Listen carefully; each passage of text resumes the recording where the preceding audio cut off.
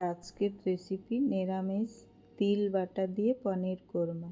এর জন্য আধা কাপ তিল, 2 চামচ বাদাম শুকনো তাওয়ায় ভেজে, 1 চামচ পোস্ত, 2টো কাঁচা লঙ্কা দিয়ে বেটে নেব।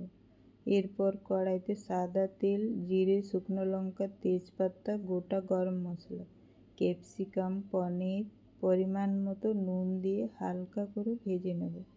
বেটে রাখা তিল বাটাটা দিয়ে কিছুক্ষণ কষিয়ে নেব। মশলার থেকে তেল ছেড়ে দিলে তার মধ্যে দিয়ে দেব 2 চামচ টক দই, গোলমরিচের গুঁড়ো, 1 চামচ চিনি দিয়ে নেড়ে চেড়ে মশলাটা একটু ভেজে নেব। এরপর 1 কাপ জল দিয়ে কিছুক্ষণ রান্না করব।